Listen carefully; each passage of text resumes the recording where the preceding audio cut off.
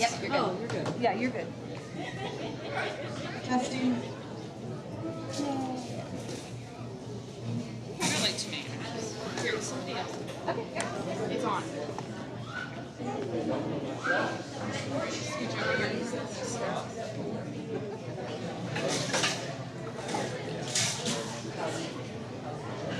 All right, we're gonna go ahead and get started. Welcome to Tag Parent Night.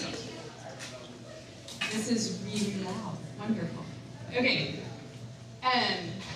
Thank you all for coming. And go ahead. All right, so I'm going to introduce the GT staff district-wide. Some of them are outside, so if you hear your name, nah, they're not going to. Okay, so Amy Russell is doing K2 Tiny Tag. So you've got a K2 kid at Branson, Clinkscale, Mound, Nola Dunn, Hike, or Fraser. That is their teacher. And she's right there. Wave, Amy Russell. All right, Jody Lynn McGee is Tiny Tag and 335 Tag at Stribling and Tiny Tag at Norwood. And she was scanning tickets, so she can't hear you.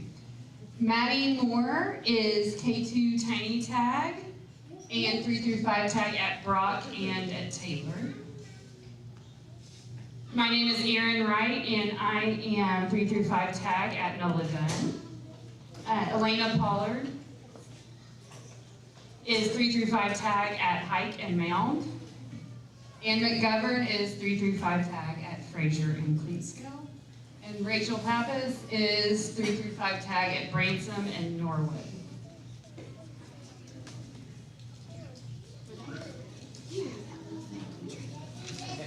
And now we're going to cover some traits and characteristics of gifted learners. I'm Elaine Pollard. First up, they're very curious, so much so that it probably gets a little annoying sometimes.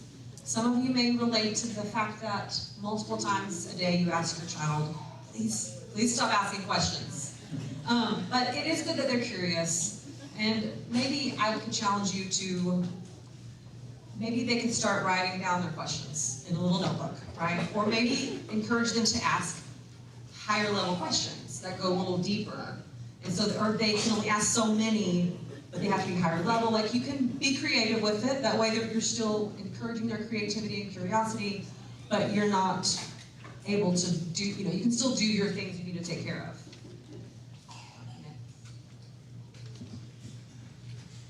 They definitely have a quirky sense of humor, and sometimes that means that their peers, or their kids that they're the same age as, they may not understand their jokes, or why they think something is funny. So they may actually prefer to talk to adults because they understand their sense of humor.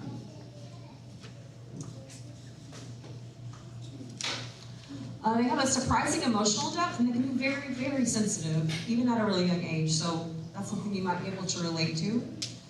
The next one, they're inventors and designers. They love to be creative, they love to make things, and because they love to create and they're very inquisitive, they make excellent inventors.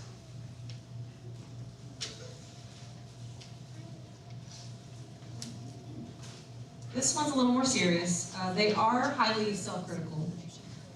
Because of that, you're going to have to try to teach them to take what they produce and what they make and separate that from their self-identity and their self-worth.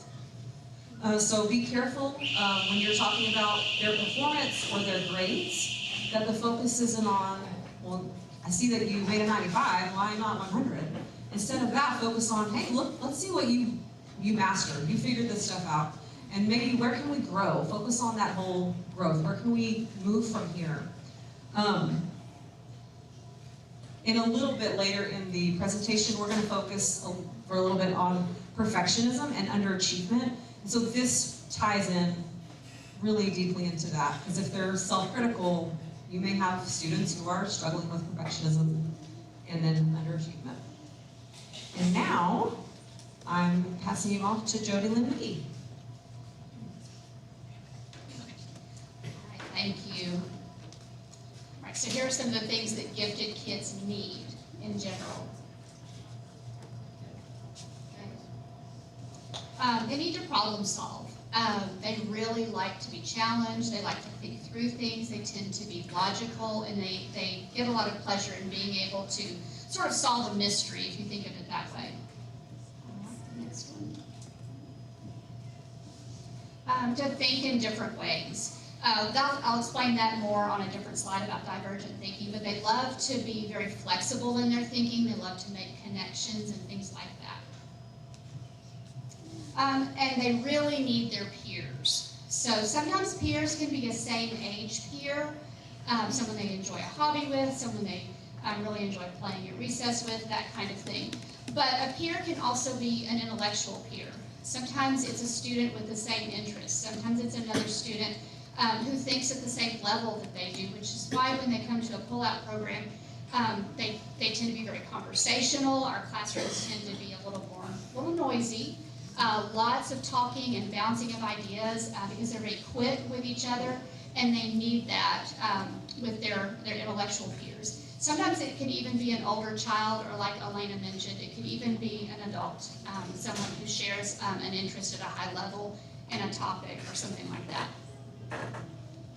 They need to be challenged, of course.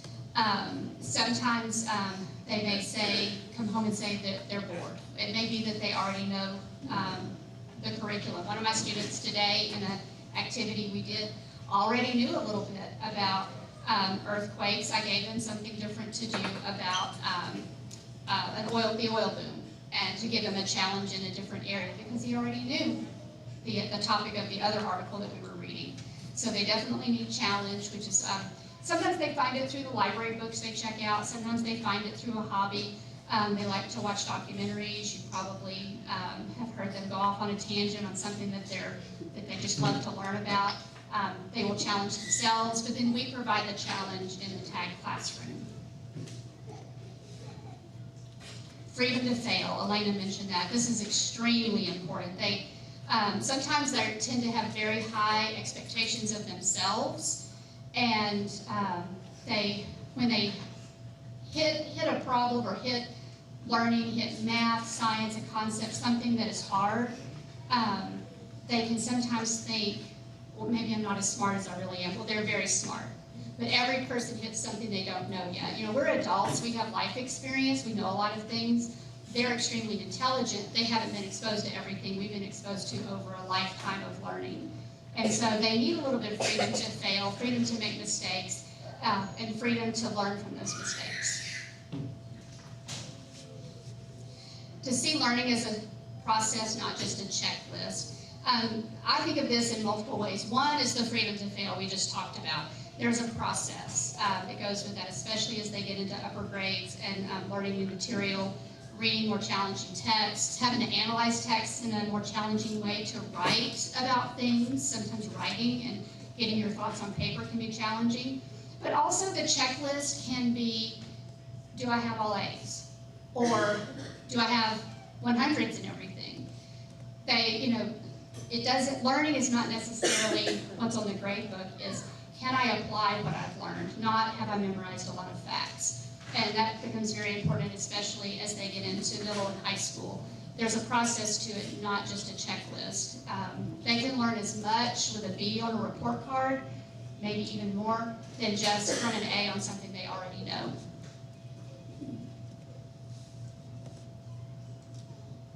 And understanding. I think of that two ways. Sometimes they get frustrated if they don't understand something we teach them right away. But then on the flip side, they want to be understood. And I just recently saw something on social media. I shared it with one of the other teachers. Students had made posters about what they wish other people understood about them. That they're quirky. They may seem serious, but they really have a sense of humor. Or they want to be seen as more than just someone that's smart. They have these other characteristics. And so they want to understand what's happening in the world. They have a deep sense of wanting to know why things work, but they also want to be understood, and understood for who they are, not just for the grades, or I'm in TAG, or I'm smart. They want to be understood as a whole person. Okay, this right here is one of the ways that we challenge them, and that we meet their need for understanding, their need for problem solving, and their need for going a little bit deeper.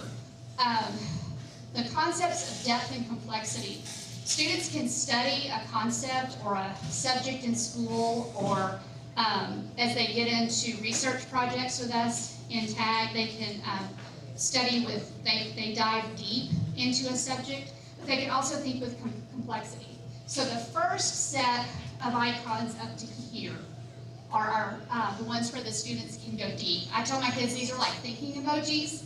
The lips, the first one, that's called language of the discipline. That would be more of vocabulary. What kind of vocabulary do people use? Someone that's an engineer is going to use a very specific set of vocabulary. Somebody that's a geologist is going to use a very specific set of vocabulary. A civil engineer is going to use certain types of vocabulary, where a petroleum engineer, they're both talking about the land, they're going to use different vocabulary. The flower is details. They're looking at details of the topic. The next one is patterns. Gifted kids are very good at finding patterns, noticing connections. Sometimes they make connections that other kids might not see. And then the flow chart would be rules. Not just like rules in the classroom, but like, are there rules to the patterns of weather? You know, are there rules? Today we read and learned about the San Francisco earthquake in my class. And there are rules to the way plate tectonics work, so there's rules in science. The next one is trends, they'll learn a lot about this, especially through our stock market, looking at trends over time, which I think makes sense to adults. We watch those things. The next one, the question marks, that's unanswered questions. Sometimes students are asked a question, you can't just either Google the answer or look it up or know the fact. You may have to research and dive deep to find the answer to that question, or make connections, make inferences, and do a little research to find out. The next one is one of my favorites, the black and white side. That's the ethics icon, but you're also looking at pros and cons. You can look at the good and the bad of something, or the pros and the cons of a topic. And that can get into some really interesting conversation with kids. And the last one is big idea. Not main idea, but big idea. What is the overarching idea, which this year is change. You've probably seen that in letters and things that have come home, and it'll be talked about tonight. Our overarching idea today is to be an agent of change, and it's something that kids are going to be studying. How do we look at change over time, over decades, and how do we provide change? And the last three are the ones about complexity. Gifted students tend to think very flexibly, so we have the circle with the arrows, that's over time. The glasses, multiple perspectives, how would different people view a situation? And across disciplines, looking at how it's connected across science, math, reading, social studies, everything is connected. Okay, this one's fairly self-explanatory. Two different types of thinking. We start this actually as young as the Tiny Tag classroom, which is the K-2 program. Divergent thinking and convergent thinking. There's a lot of convergent thinking using logic going on in the classroom, information coming in, reasoning through things, problem solving, reading a math word problem and deciding what operation to use, those kind of things. They use logic. You can see the picture there shows facts coming in. Critical thinking, analytical thinking, used all the time in the classroom. The other one is divergent thinking. I think of it as thinking going out. That's where they might make, I mentioned they see patterns and connections. They may make connections to something and write creatively about it in class. Or ask questions that take us to sometimes kids ask me questions I haven't even thought about, and I learned something from them. So think of that as thinking that comes out, thinking that tends to be creative, can be creative, or it just comes to a logical solution or problem solving that's a little bit faster. All right, coping with perfection, this is really important.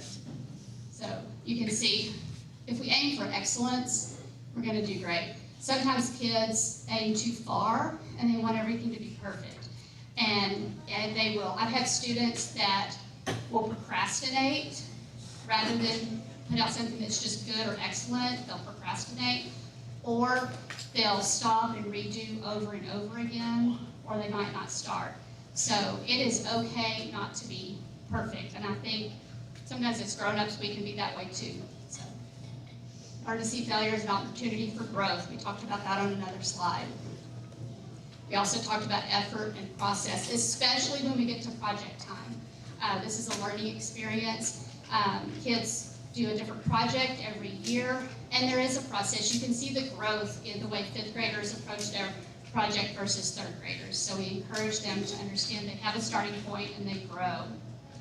And there is a difference between high achievement and perfectionism. I think a lot of times people are proud of high achievement and they think it's perfectionism, but there is a difference. So for sure we want to aim for high achievement all the time. And learn to set small goals and celebrate, and I think that's self-explanatory. Okay. Sometimes perfectionism can lead to underachievement. So I'll give you a moment to read that. So we will see this sometimes in the TAG classroom. They hit something that's challenging, and it may kind of bother them a little bit. They're not quite perfect at it. They sort of go hand in hand. What you don't want to see is that to translate into other areas, or maybe they're not trying as well as they could in class, maybe not turning in work because it's not perfect. Grades are going to slip. In elementary school, it's not a big deal. They learn, and you talk to your kids, you get them to aim higher. You want to make sure that they're not underachieving now, because in high school, when you get to GPA, college, that kind of thing, you don't want that to become a habit. So just watch for that. And to reverse underachievement. Again, we've talked about this several times, about effort, rewarding small progress, that kind of thing. And gifted kids are really good at noticing and being able to sort of analyze, it's called metacognition, to think about their thinking. They know when they've set realistic expectations for themselves. So have those conversations about that, to be realistic with what you can do and to set realistic goals. Interest and passions, I've mentioned peers and hobbies, things like that. They can give a really solid sense of self-worth and from those kinds of things, pursuing interests and passions. And specific feedback and praise. Again, not just about grades, but effort, learning, progress, that kind of thing. And Rachel. Hi, I'm Rachel Cavez. I'm at Norwood and Bransom, so I see some familiar faces. So we wanted to provide you with a list of some parent resources for perfectionism. So we actually put a QR code up there, and feel free to scan it, and it'll take you to an Amazon wish list of some books on perfectionism. Some of them are geared towards kids, like The Girl Who Never Made Mistakes. I really like that one personally. And then some are geared more towards parents, so you can kind of read and get some ideas for working with it. We just ask that on the Amazon wish list, please don't click add to cart, because then it'll ship it to the person who owns the wish list. So just use it to kind of get the idea of it. And then, put it on your own wish list, and then, Christmas. So I'll give you all a second. Oh, sorry. Okay.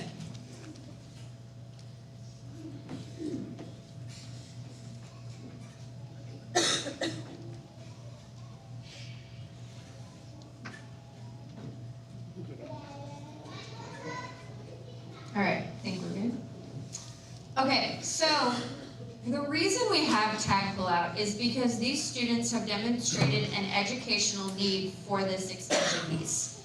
All of you have taken the COGAT, your kids have taken COGAT, we looked at their MAP scores. So through that data, we are able to determine that they need to be in that lovely triangle. So if you are in the education world at all, you've heard of this tier system. And typically it's shown this side only. And that kind of shows kids who need additional support. Tier 1 is everybody. So every kid is in tier 1. That's, sorry, my Siri's on now. Sorry, Siri turned on. So tier 1 is every kid in their main class. Tier 2 is more targeted instruction. So that is going to be in class with kind of a small group setting. So the orange tier 2, that's more like remedial support. So that's where the teacher's helping them catch up. Tier 2 on the blue end, that would be like our talent development program, if any of your kids were TDP. That is where kids receive extension, but in class. And then tier 3 is the intensive end of it. So on this end, that would be like when they're pulled out by the interventionist and things like that. We are the enrichment end of that. So we pull out to enrich and to support these kids and extend them beyond what's happening just in the regular classroom. So this is kind of the way I like to explain it when parents and teachers ask, well, why are they being pulled out? Because they show the educational need for it. So we are tier 3, pull out. We are just the enrichment end instead of the remedial end. So, okay. So this is our state goal, and this is from the state of Texas, has come down to Burleson ISD, and this is what we use to determine how our services are going to work for our kids. I will give you all a second to read all that, but I did want to point out the underlined part, self-directed learning, thinking, research, and communication. So a big piece of TAG is our research project. We go through what's called the guided inquiry process, and they go through all the steps. It's very self-led, and they research. It involves all those deeper thinking skills that Jody Lynn talked about. And then we present it at the end of the year in what's called our showcase. And we will talk more in a minute about our showcase project and what that looks like. But it's essentially our year-long project where the kids are self-directing their own learning, they're thinking about things critically, they're researching questions, and then they're sharing their data. So that's kind of how we meet the expectations and the goal there, but you can see all the fancy educational lingo in there. Okay, so this is kind of a quick overview of the GT services that Burleson ISD offers. If your child is in K through 2nd, they get what's called Tiny Tag services. And Amy Russell does most of our Tiny Tag, but Jody Lynn also does Norwood, and then Miss Moore, sorry, I was like, I know I'm missing one. You do Brock and Taylor, Tiny Tag. So Tiny Tag, they are pulled once a week for about 45 minutes to an hour, and they still get to practice those thinking skills, but it's like on a tiny level, because you know, they're little. So Amy Russell will be coming up in a minute to talk about Tiny Tag curriculum, so she'll go into more detail about that. 3rd through 5, they get pull-out tag, so, or the talent development program, depending on which tier they fall into. Tag pull-out would be with us. They come to us for a whole day once a week, and we go through our curriculum, we do thinking skills, we do our research project. That's tag pull-out. Talent development program is that tier 2 option, and that is in class, and their teacher provides the extension. So there is a difference between the two, but that's what you'll see in 3rd through 5. The next common question we get is from 5th grade parents, and they say, what happens to my kid in middle school with the GT program? So for the middle school program, they do not have a tag pullout in the same sense. They have what's called AP pathways. It's essentially honors. So they'll be fed into honors classes, which leads into pre-AP and then AP in high school. They can also choose to do the GT elective, which is essentially an elective where they do the research project. The only catch with that one is it does have to have enough students in it to create a class. If not enough students choose it, then it doesn't become a class. And correct me if I'm wrong, because I know you have a middle schooler, they call you when your student is about to go into middle school to ask which preference you have for service. And two, this is always a question. So 6th grade is double blocked for math in middle school, which means they take math twice. 6th grade's double blocked for math, so they take math for 2 periods of the day. So they only have room for 1 elective as a 6th grader. So if they are going into fine arts, that's what normally limits the amount of GT kids that are in the 6th grade GT elective. But as a 7th grader, they have 2 electives. So they could choose that as a 7th grader if they're interested in research. Does that sort of make sense? because you can't miss beginning band. Like if you're gonna go in band, you have to go as a 6th grader. Does that kind of make sense? Okay, so that's the middle school end of it. And then from there in high school, they move into pre-AP and AP. There is an AP research course where they can choose to kind of do the research project again, but receive AP credit and things like that. They also will get the option in high school to do the GT Independent Study Fair, which is kind of like a showcase, but for the kids in high school who are labeled GT. And it's just outside of class. And then that would be outside of class. That's a different course, or it's not a course.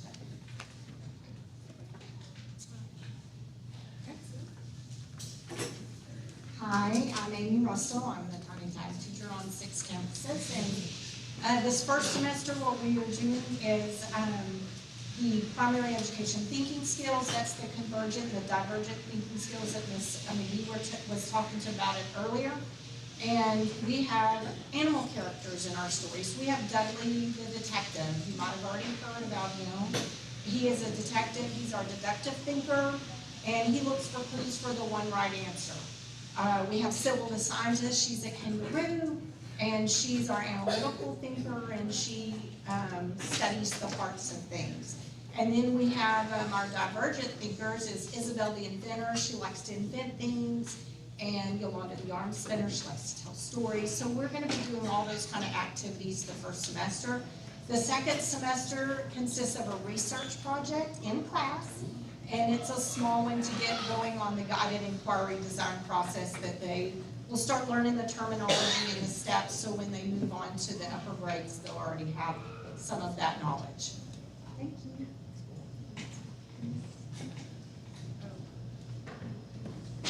All right, we're going to talk about 3rd through 5th grade.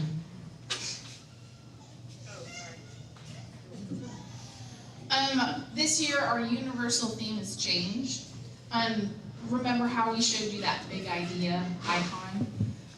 We have some big ideas when it comes to change. Most of our teachers have them like plastered all over our walls. They help us connect to everything. So if I were to say change can be evolutionary or revolutionary, I mean, you could connect that to anything that you wanted to. Each of these concepts are woven throughout our content areas. So we talk about change when we're in reading, but we also talk about change in social studies when we're looking at history. They'll see changes in math. So it's the whole thing is all about change. We increase our depth and complexity using those icons, and everything is cross-curricular this year.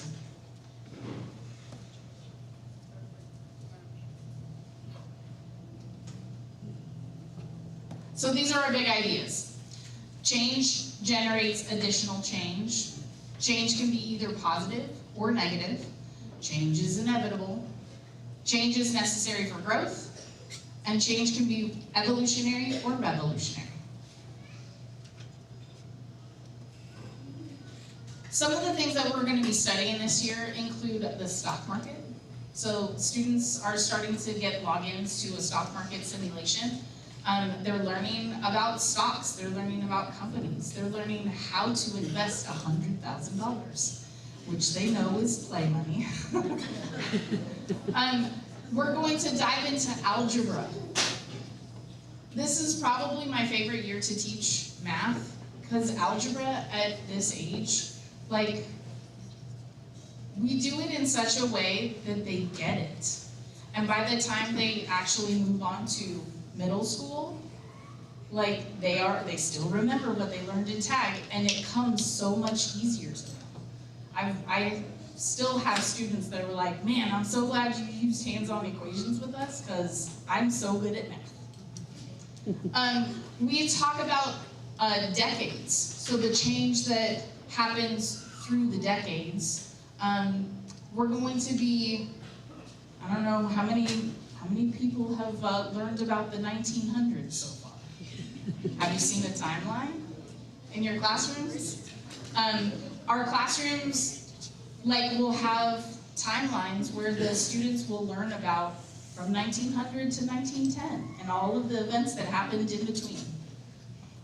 It will include all of that independent research.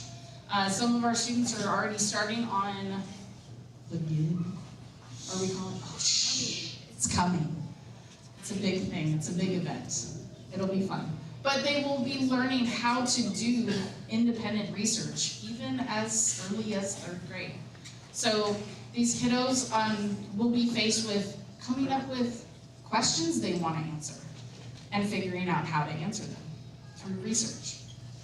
And then we get to our Agents of Change project, and that's the big one.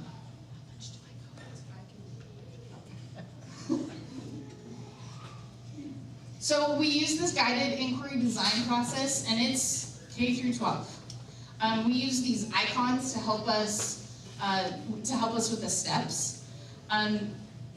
They really help us understand how to get from, like, that might be interesting, to here's a really in-depth question about, I wonder if they could 3D print nerves to replace in someone's hand that is paralyzed.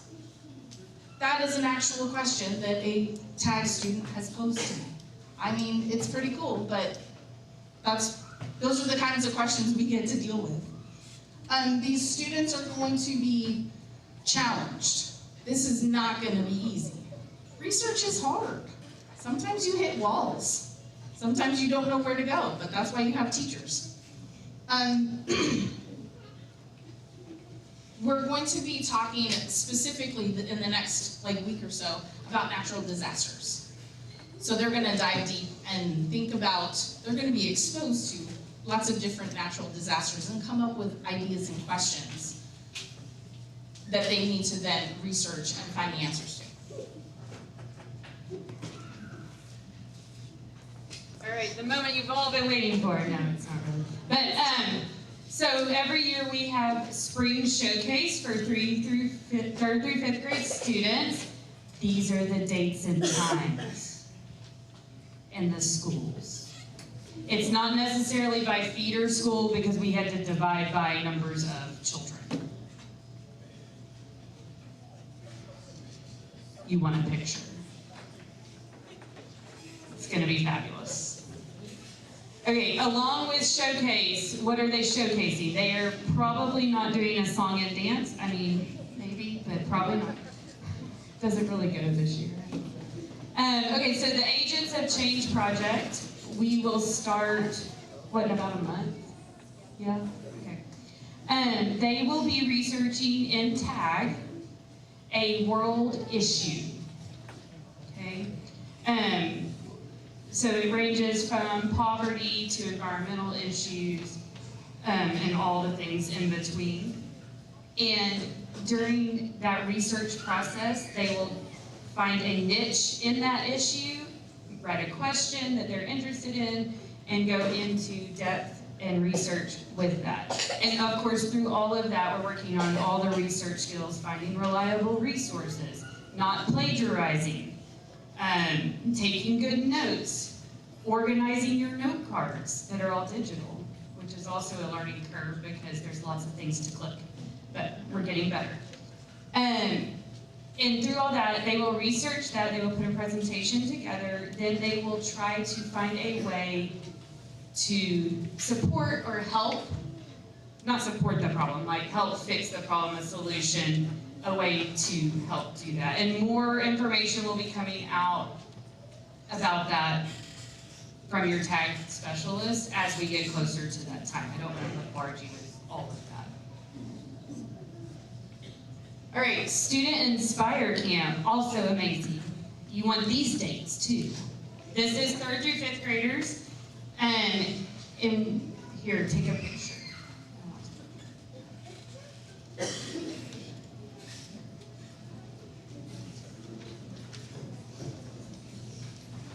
All right, we offer them 2 Saturdays. Those are the Saturdays. It's all the schools, so that's not divided by school, it's divided by grade level.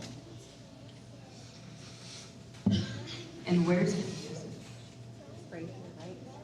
When you say Fraser? Fraser is where it's going to be. So it's not at your, it changed, sorry. It's not at your home school, but this year we will be housed at Fraser. All right. Okay, so Saturday Inspire Camp has 4 areas for your child to choose where they would like to be. Your specialist, and we do it all at the same time, it is equal across the board, will send out sign-up sheets.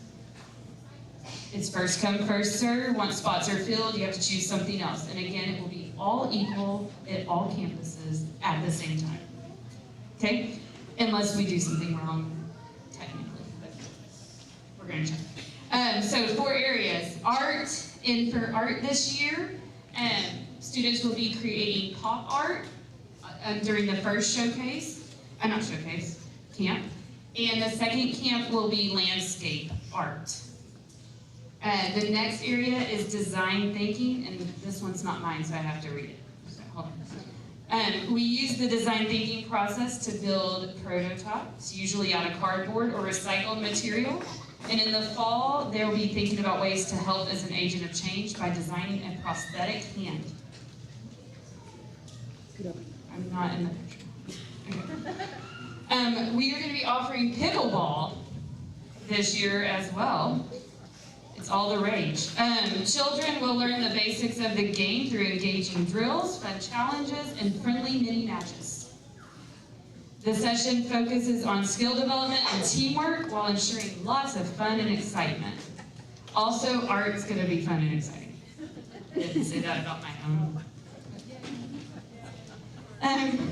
Okay, textile creations. For November, we'll be making tie-dye. And in February, we will be learning the basics of sewing with a machine. A sewing machine, probably.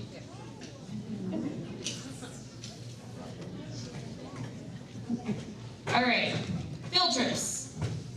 Field trip.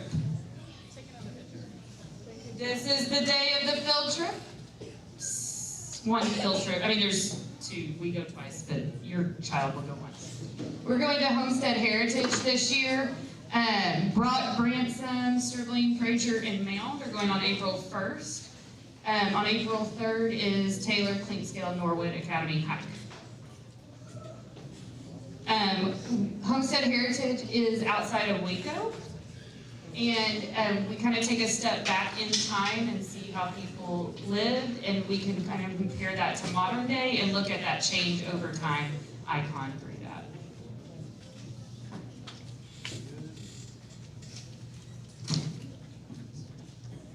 All right, these are some parent resources for you. If you're interested, you can just take a picture and then you can look them up on the Google.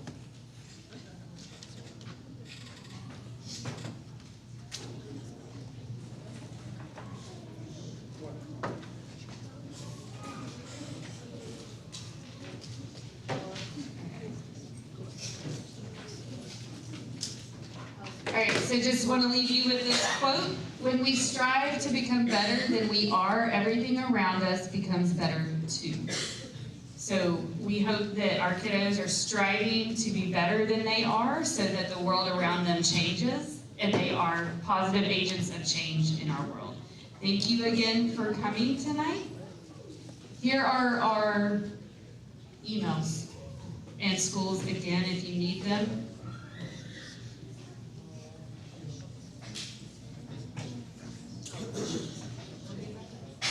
All right, are there any questions that would pertain to all the schools? If you have a specific campus question, your specialist will be here after we're done.